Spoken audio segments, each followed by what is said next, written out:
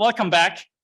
I've been looking forward to this panel ever since we decided to put together this conference at very short notice. And we got lucky to have two speakers who have thought a lot in their professional lives about AI and AI regulation along the lines of the discussions we've had earlier today, but also adding their own unique perspectives. So for this panel, what we thought we would do is to have really a conversation among us and with all of you about the question that I think is at the core of whatever legal framework we choose to adopt, whether we look at it from the perspective of a particular discipline of law, or whether we look at phenomena in the world that exists because of digital infrastructures and because of generative AI, when we try to piece together how they work, and whether we adopt the thinking infrastructurally approach, or whether we think about it in law and global governance perspectives, or whether we look at these issues from the perspective of a law professor or from a practitioner in a law firm. Now, to structure that conversation, we'll start by giving Anna and James a chance to talk a bit about themselves, how it came that they find themselves on this panel today, about their professional lives and how that has influenced the way in which they now think about generative AI. So we'll start with Anna, who's a lawyer at Debevoise.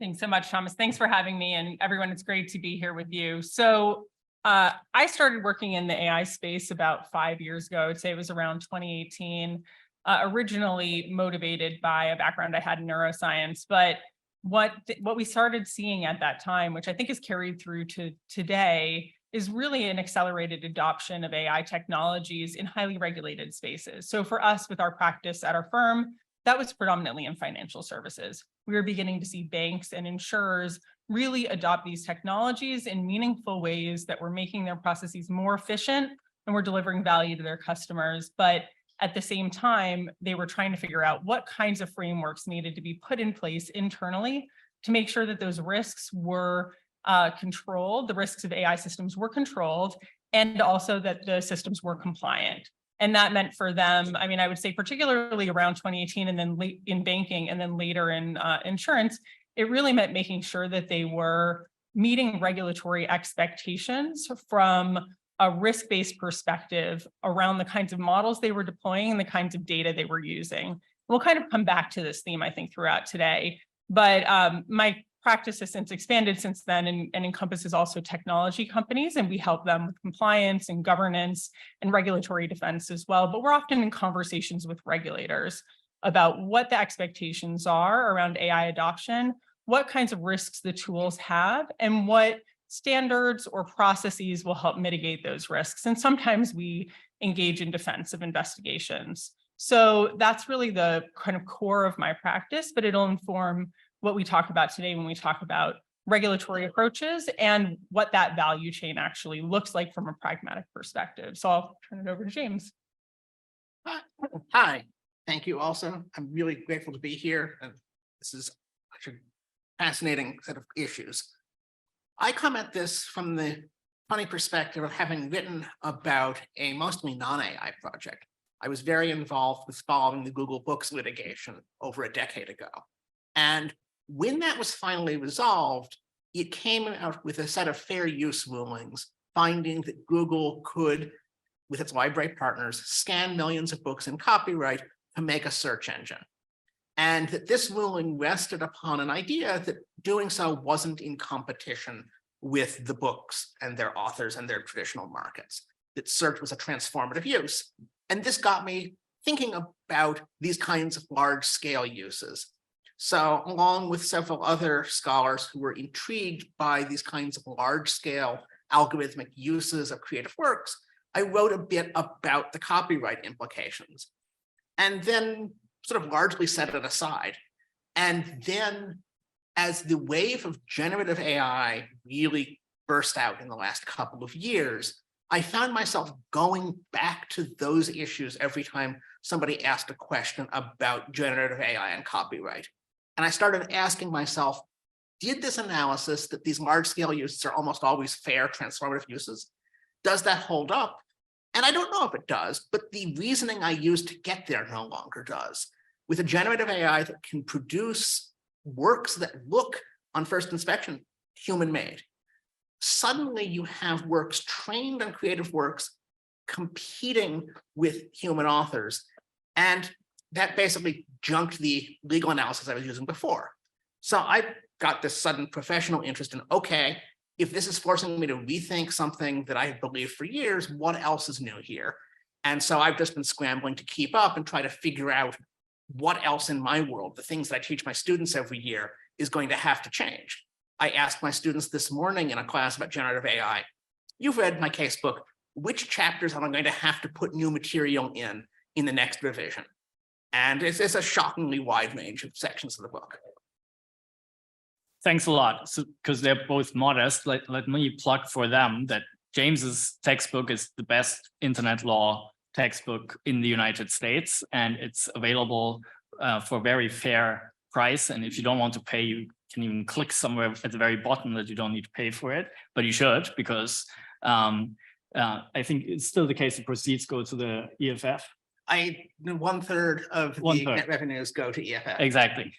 So we've been using parts of that book because it also does a terrific job in exploring the relationship between law and technology along the lines that Professor Sharkey and Stein explored with us this morning. And I also want to plug Anna's work with her colleagues that often appears in our corporate compliance blog, because that brings to the conversation really a sense of what it means to advise businesses on these regulatory questions that pose themselves, as you highlighted, in different legal domains. So with that promotion within FTC rules, I want to hand it back to Anna and James to talk a bit about certain issues that you've analyzed from certain vantage points. I think, James, why don't you start to talk a bit more about copyright and defamation? Sure. So one of the things that became clear to me as I started digging into these issues and talking to students who had done extensive work with ML models is just how complicated the ecosystem is. This is not simply a case of OpenAI deploying ChatGPT, and it is a new product that should be analyzed as a single unitary thing. There is, I call it, an AI supply chain, and many actors along that chain have relevant ability to affect what happens. So there are the entities that prepare training data sets that gather together these terabytes of data that are then curated in some way to be used as raw material. So you have things like Common Crawl, upon which others depend. You then have the companies that train what are now being called foundation models, long, extensive training runs that cost, 6-7 figures, and that involve really extensive commitment to making one general purpose model. They can then deploy these as services directly to users, or they can be released as models that others can customize. This is what happens with Stability AI's releases. Or they can be released as APIs that others build services on top of. And then the final output is shaped in substantial part by what the user brings to it, by their specific prompt. So you have training data, foundation models, possibly a second layer of retrained changed models in there, and then the user with their prompt. And it's actually tricky to allocate a lot of responsibility there. With copyright, at least if you believe the Copyright Office, almost never will the prompt be copyrightable expression. Almost all of the interesting material there has come from someplace else. If you want to take an information theoretic perspective, it had to come from somewhere. It's either random noise or data that was in the training set, but it's been combined and mixed in very complicated ways. Under some cases, it's been shown these models can replicate specific works in their training set, that this may be a concern with image or music models, that they simply tend to plagiarize from specific sources. In other cases, they're just picking up on patterns. The former sounds unlikely to be a fair use, the latter sounds more like a fair use. If you do find that one of these models is generating infringing outputs, you then have the difficult question of where to assign liability along the chain. The training data is almost certainly a verbatim copy of the works that were included in the set. It's clearly a copy that triggers Section 106 of the Copyright Act. The question is, do the later downstream uses excuse that as fair? I'm not sure if we can answer that without a deeper, more factual inquiry into the licensing relationships among the entities in the chain. If you then want to look at the liability of the model, people who deploy it as a service, you could analogize this to a product like a VCR, in which case you get into a whole mess of secondary liability doctrines. Or you could analyze it as a service, more like Napster, in which case you are looking at primary liability. And the question is, how good are they at filtering out specific infringements when informed about them? You could attempt to fit something like a notice and takedown regime onto this, probably not under the statute, but you can imagine that the responsibility of somebody running an API is to prevent it from producing infringing output when you know what infringements to prevent. All of these strike me as possible. And we might also ask, how culpable is the model or the API in relation to the prompt? It might be different to say, produce me a painting in the style of Thomas Kinkade, painter of light, than it would be to simply say, produce me a bucolic woodland scene. The prompting may have either greater obligations to realize that it's being asked to do something that it shouldn't, or mean that more of the responsibility rests with the user for specifically trying to steer it into a problematic output. So that's copyright, where we have no shortage of doctrine. And in fact, the problem is we have so many doctrinal boxes that it looks like it fits in lots of them. Defamation, which has started to be talked about more recently, is also tricky, but in almost completely different ways.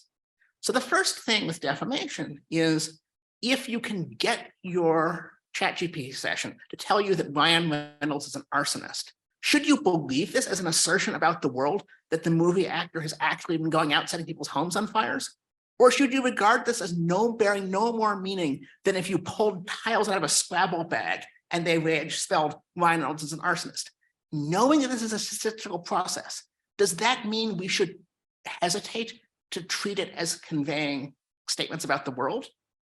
People certainly do go to ChatGPT for advice. They ask it how to change tires and how to do all kinds of things. They ask it for research even when they shouldn't. My students this morning had me write a biography for me, which says that I teach at the University of Illinois and I play in a folk rock country band. None of this is true. So maybe we should treat them as simply so unreliable that they never convey any defamatory meanings, even though the words have meaning. If we do want to treat that statement as being susceptible of defamatory meaning, we then have to ask about the degree of fault with which it is made.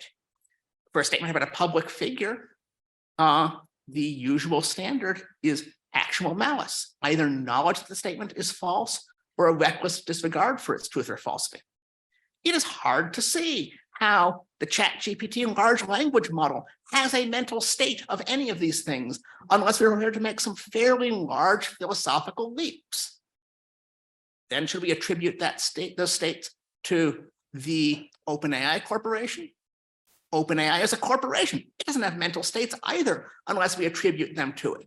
So we need to have some fairly substantial movement in how we conceptualize the treatment of intent for tort purposes when there may not be a relevant human actor. Now, it's very easy to say that when Ryan Reynolds sends that cease and desist letter to the OpenAI Corporation, that they are now aware as a company that they are emitting these statements. But there is a philosophical abyss under that bridge that we skate over when we say they are aware of it. We're attributing it on the basis of how they collectively behave, not something internal inside the corporation or the model's head. So I'm sort of stuck, but I was thinking this through, how different these two analyses wind up going. You might think that trying to train the model not to repeat copyrighted works and trying to train it not to repeat defamatory accusations would result in very similar pictures. But no, the mental picture in copyright is all of these doctrinal boxes and categorization exercises. And the picture in defamation is all of these deep fundamental questions about what it means to intend to say something false about someone. So I am baffled, delighted, amazed, and scared by these implications all at once. Thanks a lot, James. So as you can see, it's complicated. And we just heard a masterclass of analyzing generative AI and the supply chain that gives us generative AI through the lenses of copyright and defamation law. And James ended on this note that it's definitely good news for legal scholars who want to write law review articles, but maybe it's also good news for practitioners. So with that, I want to hand it over to Anna to talk about the regulatory challenges and how to think about regulation and how to think about advising on the regulatory regimes that we see emerging with regard to generative AI. Thanks so much. And I'll give the standard disclaimer before I start. These are my personal statements and they don't represent opinions of the firm or any of our clients. So just to put that out there. Well, I thought I would start. I thought James did a great job of talking about the AI supply chain. And I thought I would kind of break that apart and put it back together in a slightly different format. I do agree there's an AI supply chain, but I think that there's also something that we might want to be thinking about from a regulatory perspective. And that's an AI technology stack, because a lot of these technologies are actually built to work on top of each other. And James did a great job of explaining what that is. But just to give you an analogy of how we might think about that as a technology stack, one that really appeals to me is analogizing foundation models, for example, to the iOS on your phone. It's what makes your phone work. You need chips, for example, in the hardware of your phone, but that's the kind of general layer upon which other applications are constructed and managed and permissioned and tuned. And so we may start thinking about the application layer as sitting on top of the foundation models and serving particular purposes for particular users. My firm might have an application that it makes for itself. There may be applications we can download from an app store and use however we want. I may have applications that I use as a person in the world. For me, I just want to kind of have my Spotify, so it's mine. It doesn't have anything to do with my work. So all of these applications may sit on top of the foundation level, and people may use them as create new applications as they see fit. All of this is, of course, kind of running vertically on a technology stack. There are a few different, I think, things that don't quite hold about that analogy. There's also one point that I just wanted to mention because it's been in the news recently quite a bit, which is this idea of auto GPT or, kind of automated actions that are taken on the basis of foundation models or their applications that can interact with the world. I just think that's an interesting point we may want to tease out.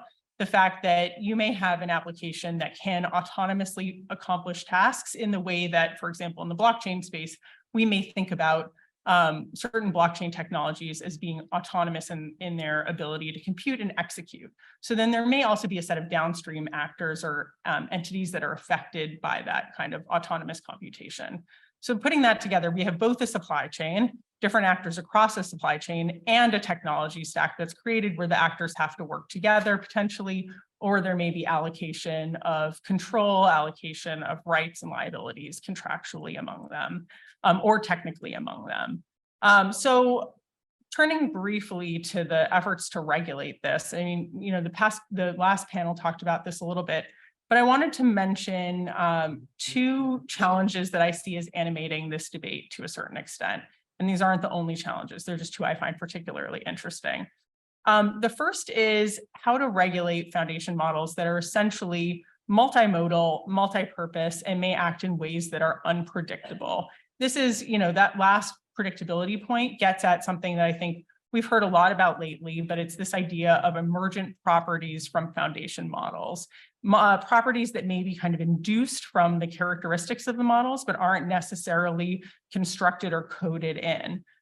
In the face of those emergent properties, regulators and developers alike, and we hear this concern from the AI community itself, they've expressed concerns about how to anticipate, control, or regulate unintended consequences of those models. And for folks who've been in this space for a long time, this is not actually new. I remember sitting at these conferences on AI regulation back in 2018 and people saying, how are we going to deal with the fact that AI might have unintended consequences? That in the financial sector, that looked like potential consequences that were unintended to the financial system, to financial stability, for example. But over time, I think that focus on unintended consequences diminished somewhat. And I would tie that, this is just my own personal view, but I tie that a little bit to the focus on risk-based regulation. And I'll just take a step back to say risk-based regulation, at least from the perspective that I bring to this, is often focused on use cases and applications. The idea being that higher risk use cases and higher risk applications deserve either more regulatory oversight or more internal corporate oversight, that you can calibrate the level of compliance required, the level of kind of regulatory obligations, or board and senior management accountability based on the risk posed by the model. And this is really typical of what we see in the financial sector, for example, that higher risk models in the financial sector get a higher look internally from the organization and probably a deeper look from the regulators. And lower risk models can be tiered down that way. You can allocate regulatory resources and you can allocate internal resources based on the risk profile of the model. But that does take a process, and that process is risk rating and risk management. And that requires thinking about the uses, the foreseeable uses and the foreseeable use cases of a model. And so this question about unintended consequences, I think, did kind of drop off, reasonably so, because you have to actually think about, what is foreseeable and what is intended. But with the rise of generative AI and this new concern around emergent properties, I think we're seeing that thread come back in. And this question of who should be responsible for predicting unintended consequences, should that be part of a risk management discussion? Should it be part of a regulatory approach?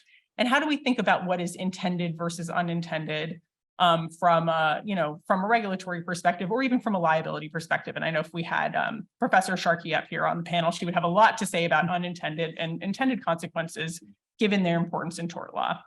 The second is, I think very much on theme with the panel, which actors in the generative AI supply chain should be accountable for preventing AI harms on the one hand, or also should be liable if they occur. And those are kind of two separate questions: ex ante risk management versus ex post kind of liability allocation.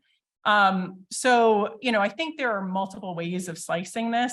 One would be a more traditional tort perspective on which is kind of the least cost avoider, which is the best positioned entity to kind of mitigate certain risks from a kind of a traditional tort perspective. The second is who's within the regulatory perimeter.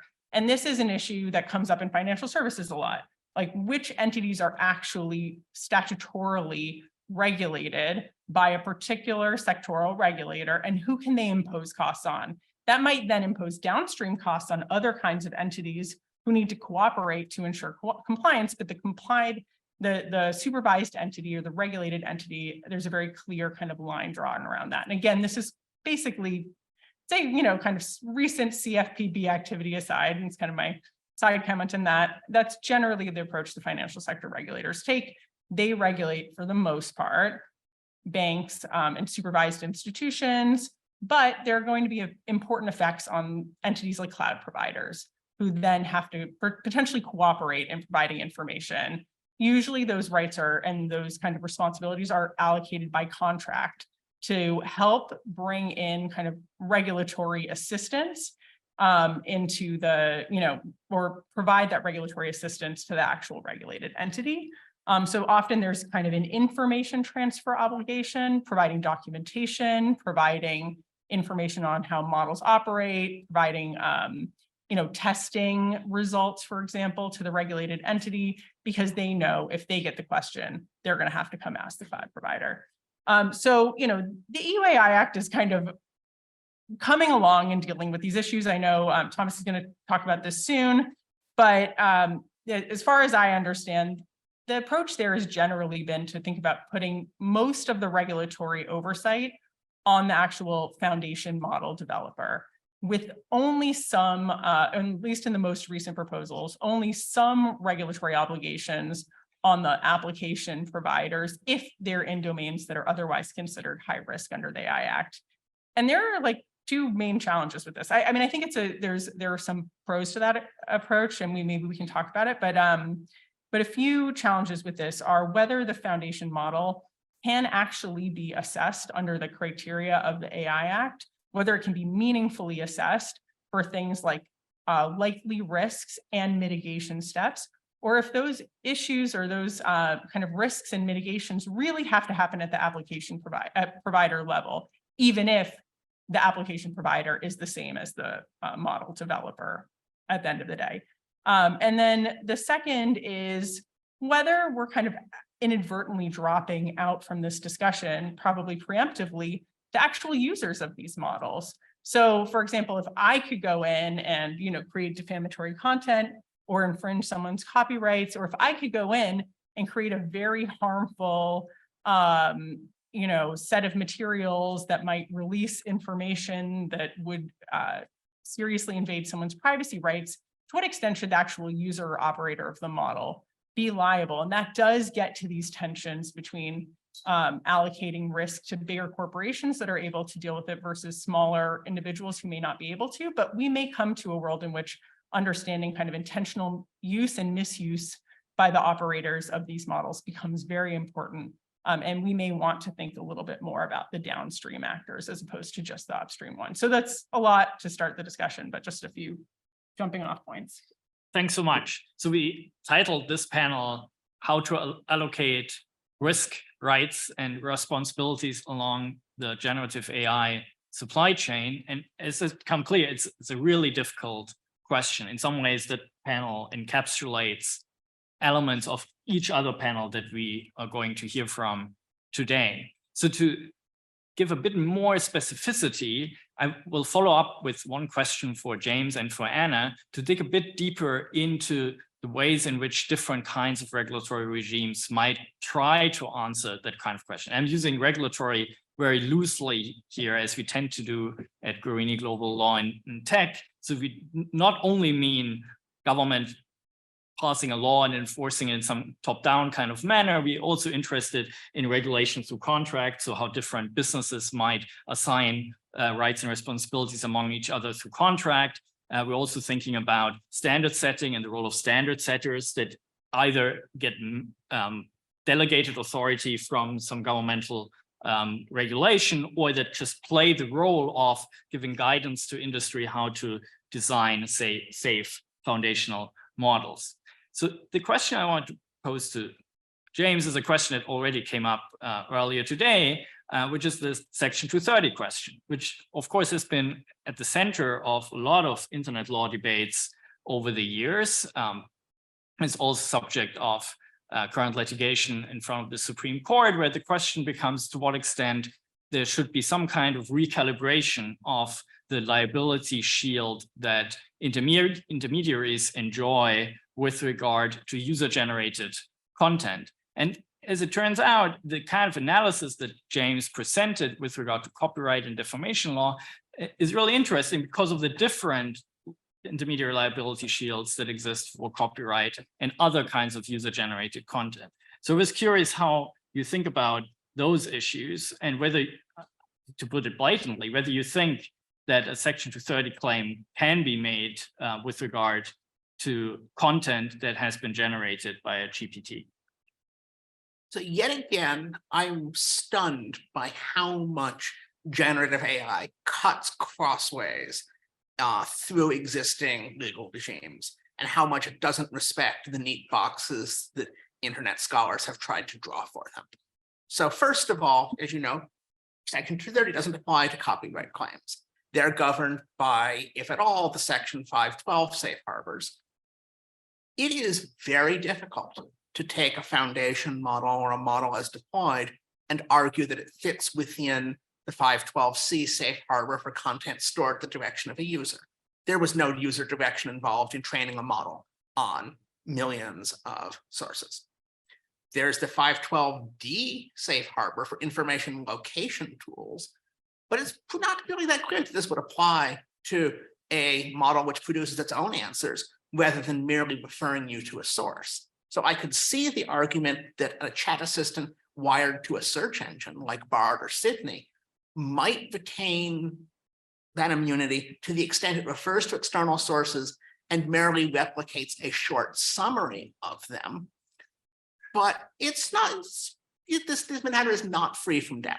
So I think we're operating outside of the safe harbors, and it's possible that one might try to create by new statute or through appropriate crafting of liability and remedies within an infringement suit, something that approximates the safe harbor, say an injunction requiring the defendant to comply with certain requests from members of a plaintiff class, but we don't have an existing framework off the shelf that does this.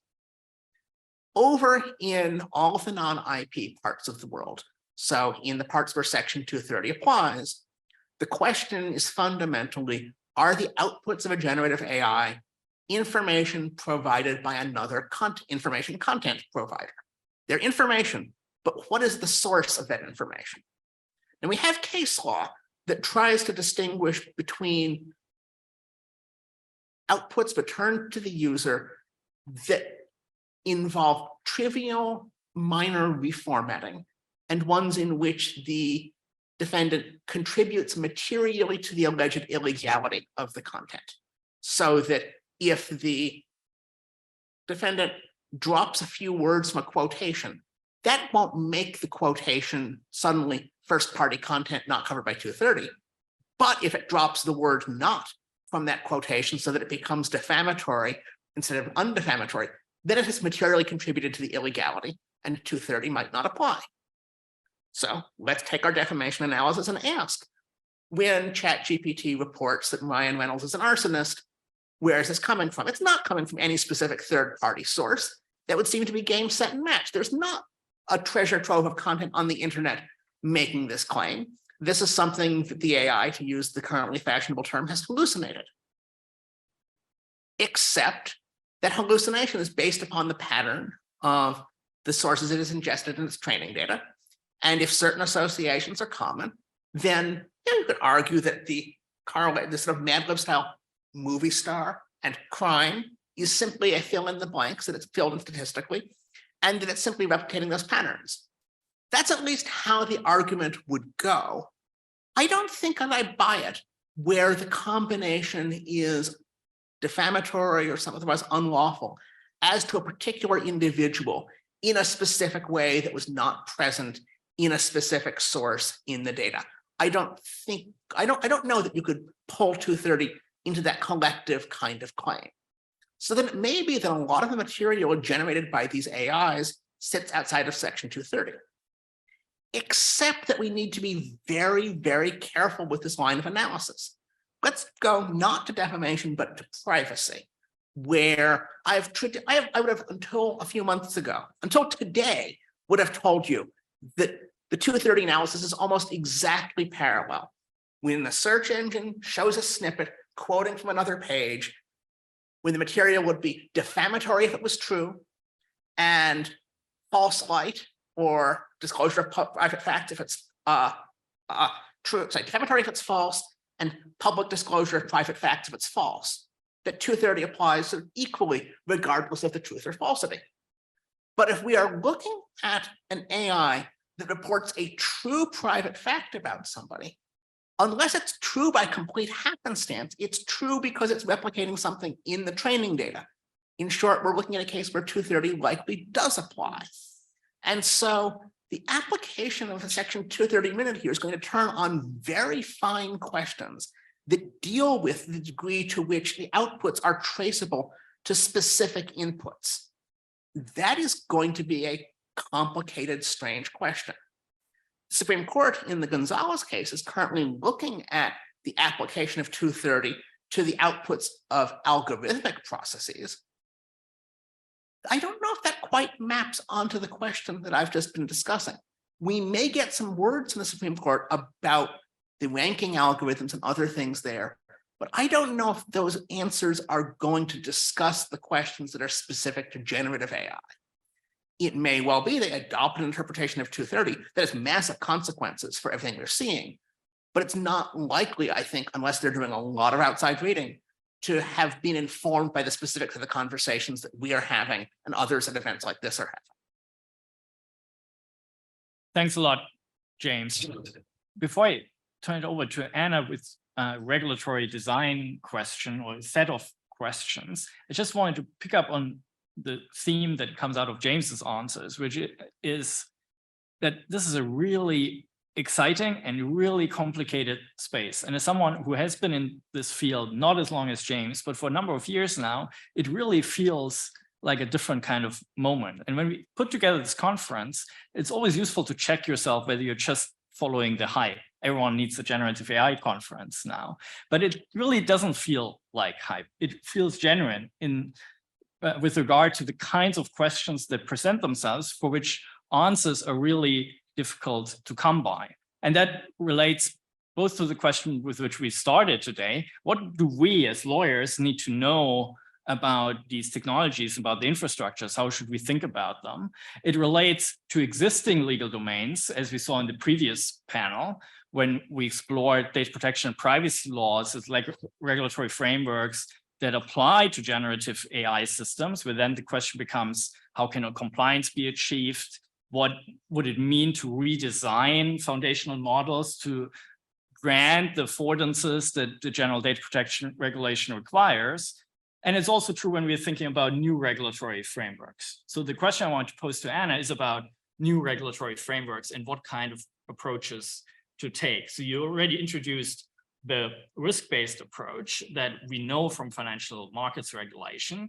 And now the European Union seeks to create a horizontal, picking up on Aniket's question about horizontal versus sectoral regimes, AI Act, which runs exactly into the kind of problem that we discussed earlier. What does it actually mean to regulate AI? Because then if you really want to call something an AI Act and you reach Article 2 and you want to figure out what its scope of application is, you need to come up with some kind of definition of what AI is. And looking at the different versions of the AI Act, which hasn't been adopted, we're discussing a proposal by the Commission that came out in April 2021 that now is making its way through the various stages of lawmaking in the European Union. And if you study those definitions, you can see how the thinking changes over time. And you alluded to that when you said that in a way the kind of general purpose nature of AI and what generative AI might mean for an AI Act type approach is now very much at the heart of the political debates in the European Union. So my question to you is, how should we think about the risk-based approach in comparison to a rights-based approach? And in that way, we are connecting, I think, our panel to the panel we heard before, where the GDPR is often seen as a rights-based regime, even though, as Gabriella would be quick to point out, it's not exclusively a rights-based regime, it's also a principles-based regime. The AI Act openly says this is a risk-based approach that at a first glance takes a very broad definition of AI systems and then tries to achieve specificity by classifying certain AI systems as high risk.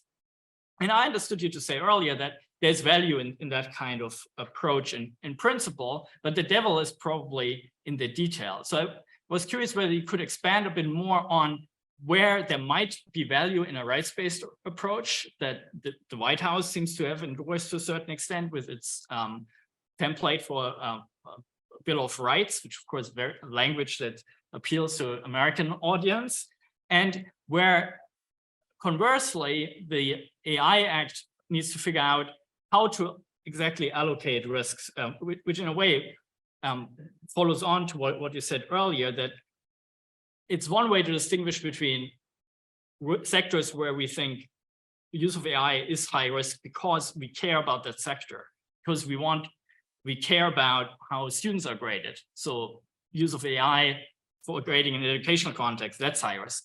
Or we care about how bail is determined in criminal justice context. So that's high risk.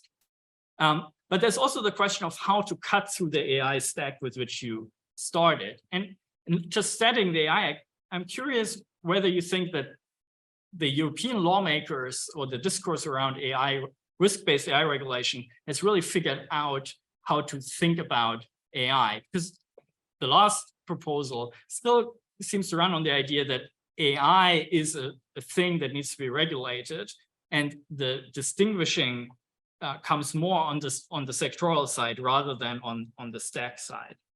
Yeah, I mean, I think there was a lot in there, so I'll take it kind of in pieces. But I do think that there is a challenge in the AI Act, which it is fundamentally focused on this idea of deployment of an application. And I do think the technology stack challenges that in interesting and very, very important ways when it comes to generative AI. So we can circle back to that. I'm going to probably take maybe an unpopular view, which is actually, I think US and the EU are doing similar things from different angles. And so they accomplish it in very different ways, but both are a hybrid. Particularly when you think about highly regulated industries, they're both doing similar things, which is taking some elements of a risk-based approach and some elements of a rights-based approach, depending on the kind of application, the domain, and the use case, which is why when it comes to kind of client advising, we're always trying to push to that granular level. What is the use case? Where is it being deployed? Who is being affected? Those are all critical questions to actually figuring out, are we living kind of in a rights-based domain, a risk-based domain, or both, depending on the regulator, the context, the deployment context, the kind of data used, the potential consequences. So let me explain a little bit more about what I mean and why they're similar in some respects. So, I thought the past panel did a great job of explaining this, and Mark in particular highlighted this. But in the US, we have a number of different rights-based regimes that apply to AI. One is privacy. You just heard a lot about privacy and data protection and how that might apply to personal data that's used in the AI context. Other rights-based regimes, I would say, generally involve in deceptive claims that might hurt consumers and give right to kind of a consumer needing to have redress from a company. That I tend to broadly consider that to be a rights-based regime.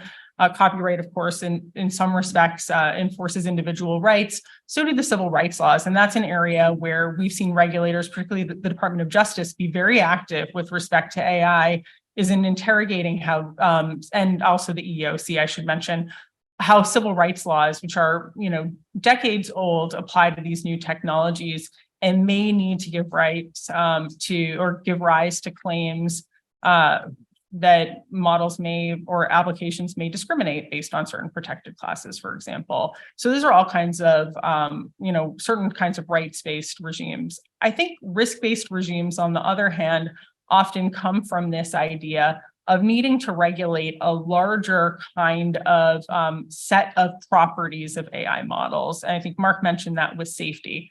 A lot of rights-based regimes are concerned about things like financial stability. Is the financial system being implicated by this model? Is there a chance that models might inadvertently work together to destabilize the way that our markets work? Is there a chance that models might, for example, work in ways that are unintended that could implicate the financial reporting of a company, or might cause problems with their sanctions compliance? There are many different ways in which harms can kind of come from the unpredictability or lack of controls around AI models that are not really about our personal information or about our personal rights, but really are about the kind of society we want to live in and the kinds of controls we want to put around that. And that's what a lot of financial sector regulation does.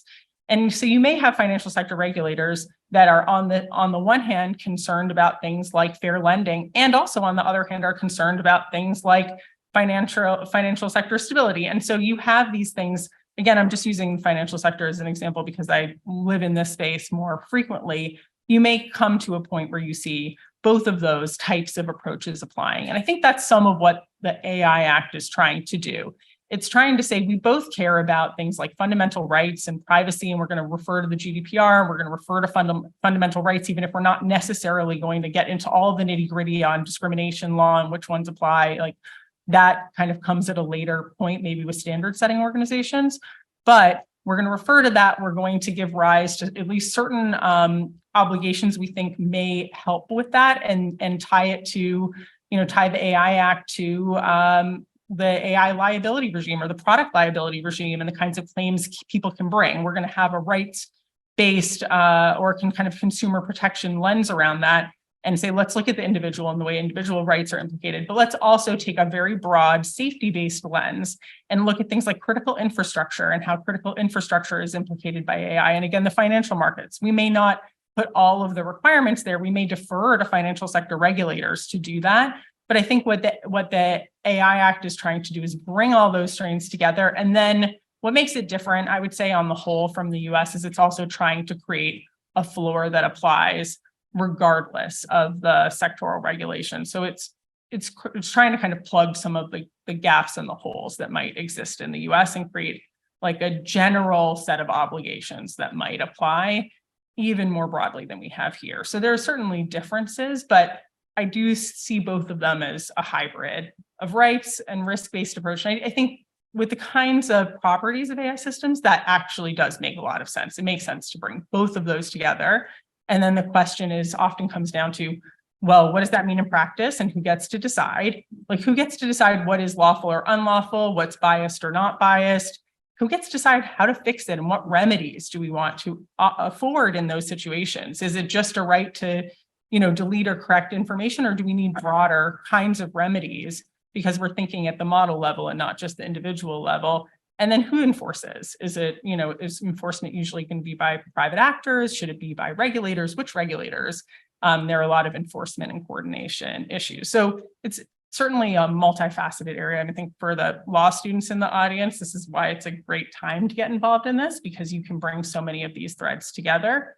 But that was a bit of a long-winded way to answer. No, it was also not a very direct question that I asked. Thanks so much.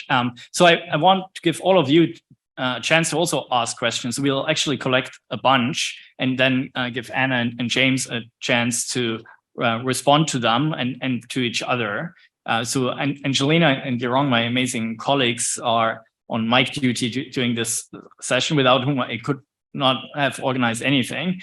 So we have one question over here. So if you want to keep your hands up and we do this kind of queue building exercise, I can add more questions as well, but let's start with Anna-Sophia. Hi, thank you so much for your time. My question is more connected with this AI supply chain. And I guess while I was listening to this, I just wonder, where do you draw, or where do you think we should draw the line on what a foundational model is? Because the way I see it is, currently we could tell or fairly say that most AI models were built like on top of Google Transformer. And it might seem kind of unfair to say that Google should be liable for the general predictability of AI.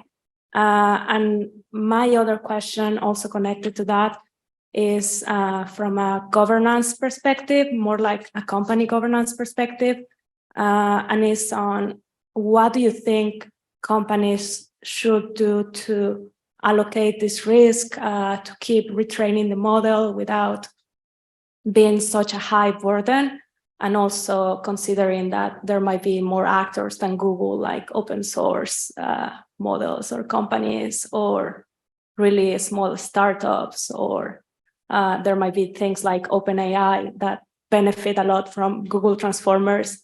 And we could say that, in fact, the GPT model have like fairly harm Google or stuff like that, economically speaking. Okay, so I give that question to the panel. I think you're right. The foundation model is an unstable category, and it may be something that becomes an enduring feature of the landscape, or it may be a category that seems irrelevant within a year. I would tend to think about this, and I'm going to answer your second question as well along the way, by pushing in from two ends at how we would regulate the use of models. One of them would be driven from the specific application, that if you deploy an application that is user-facing, then it generates infringing outputs, that in some sense, the obligation is there on the entity that has put this facing the users to deal with that. And it might make sense to have some kind of performance-based regulation there that is saying, in essence, we do not care, and we are completely agnostic to the specific style of model. Is it transformer-based? Is it diffusion-based? This is not a subject the regulators should be involved with. You, as the entity that is deploying this to consumers, you are responsible for ensuring that it meets these goals in the output, that when you've been given notice of a specific work, that you are not to produce works that resemble this within the eyes of a jury. The other direction we could come at would be to say, there's the risk-based approach. When you are training a model, you don't have to prevent all downstream uses, but if we are concerned about unpredictable downstream uses, then it becomes the point of what do we need to do now to be able to react appropriately when those possible concerns materialize. Now, it's extremely hard to do this right now. This is, like the creation of computers, only the flexibility there comes from the software, whereas here you need much less creativity in the prompt to unlock something remarkable from the model. So it's actually really hard to do that. But if you were going to raise, your fundamental objections to AGI or to other severe societal implications, you would want to start from that end and regulate basically all model training unless it had some features built in to ensure future safety.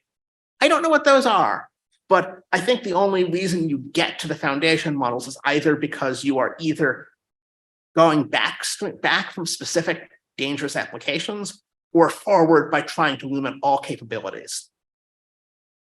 I think that's great. I'm going to jump off by saying I was struck by Professor Sharkey's comment earlier today that, one of the ways that you might think about this from a product liability perspective is if you can't foresee the consequences of a model, there's much more of a burden to look at the effects when it's actually being deployed. And you see some of that actually come up from a regulatory approach in the AI Act, which has post-market monitoring obligations for high-risk AI models. For anything that falls into that category, you have to have a system in place to see what is happening with the model, is something going wrong, and do you need to pull it from the market?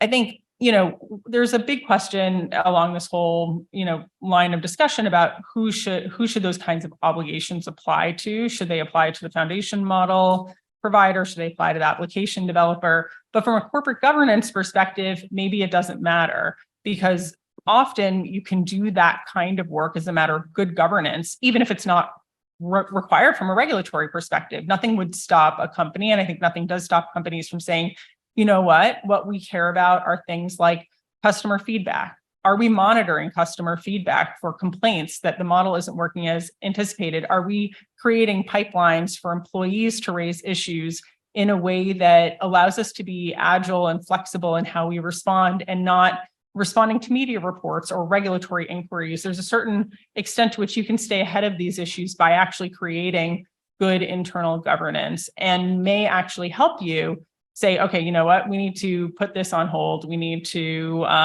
make some changes to the model, or we need to call our legal counsel and see, do we have an issue here? I mean, there are many different situations in which that can arise, but without those pathways to escalate issues, then you really don't have the ability to respond. And so I do think, we see escalation as a very typical regulatory expectation in the financial sector. Certainly escalating has become a big issue in data governance. We see that come up quite a bit with financial sector regulators these days. They want to know if there's a problem with the data element, is that getting escalated to the right person? If there's a problem with the model, is that getting escalated to the right person? But you can take more of a market view and say, are we collecting the right data to know that something is happening that we wouldn't want?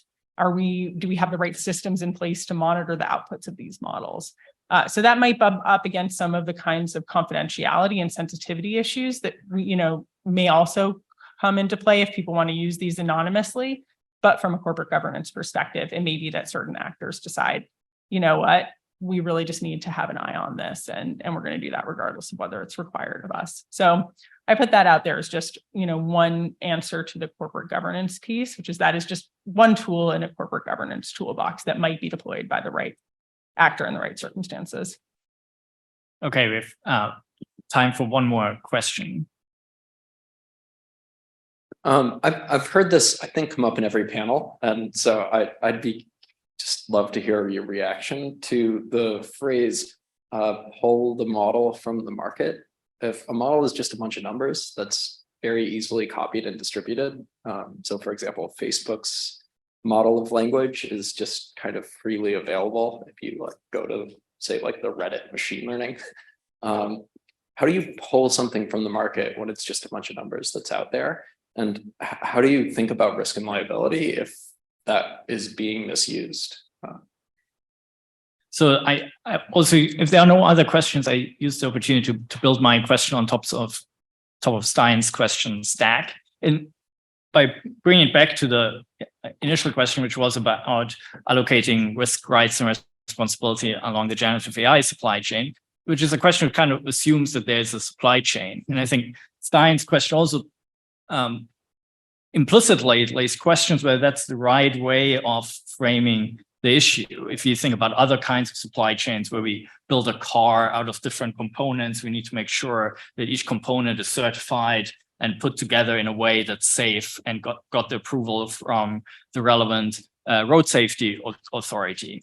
And it seems to be the case that that's not necessarily how we've developed AI so far, at least in part. As Anna pointed out, there are always regulatory regimes, and if AI gets caught up in an existing regulatory regime, it's going to have to comply. So how should we think about the different kinds of AI that get deployed in different contexts? So the AI Act seems to adopt the approach that AI is a product that's being put on the market and needs to conform with the law, which in some ways is a very European approach towards regulating markets and maybe also creating markets. And it is an approach that has been criticized for analyzing AI or categorizing, conceptualizing AI as a product rather than, say, an infrastructure. So in responding to Stein's question, I also invite you to think about and respond to those provocations about how to think about AI as a service or product or an infrastructure, or as some might say, magic. From the perspective of the regulator, obviously the easiest case to deal with is AI provided as a service, that there is an API, you make queries to it, and the model weights are never made public. You can make queries that get you some information about it, but the amount you can get from your typical API queries is infinitesimal compared to the size of the model. And there you pull it by turning off the service and deactivating people's API keys. A regulator who is truly paranoid about this could just say, if you don't release it in any other way than as a service that you can disconnect, you will bear all the consequences if the tiger escapes the cage and does damage. And I mean, this might be very hard on companies, especially those that have already released models, but you could imagine a regulator taking that hard a lot. Against that, however, you might, I immediately go to all of the cases in which people voluntarily do exactly what you're describing and share things. So you have open source software, which is a huge part of the supply chain for the tech industry right now. It includes both volunteer hobbyist efforts and very professional, highly polished libraries that are carefully maintained. When they're out there, they can't be put back. They're frequently offered with no warranty or with separately negotiated ones. This is a part of the ecosystem, and there's case law that suggests you can't entirely stop somebody who wants to open source something from open sourcing it. There's also the data breach analogy that you put one of these models out there and, oh, it has personal information in it. Well, that's a data breach. And so that analogy somewhat suggests that regulatory pressures could be pushing companies to being less open with sharing models than they might otherwise have been. While that might be more appealing from a regulator's perspective in some ways because it improves controllability, you can also see it as driving the market away from a more open set of exchanges into one that entrenches particular chains where you keep the training data, the model, and the application under one roof because it's easier for the regulator to know where to send the police. Yeah, I think it's a very difficult question, and it's one that I think the regulators are going to continue grappling with. Should these models, and not even talking about the application layer, because I think most applications will be kind of packaged and in a format like, unless you're kind of breaking into your phone, you're not necessarily messing with the Spotify app, right? You're not supposed to do that. There are laws that would actually prevent you from doing that. But let's just talk at the foundation model level. I think there are very big debates right now about whether those models should be open source because of exactly that question, like, is the tiger then out of the cage? And if so, what are the consequences of that? And I was having a conversation with someone a long time ago. I think the question is, do we want to envision a world in which, every 15-year-old has access to this and like a foundation model in their basement and is just creating or playing with it? And is that different from the world in which we live today, in which there are many 15-year-olds in the world who are incredibly good hackers?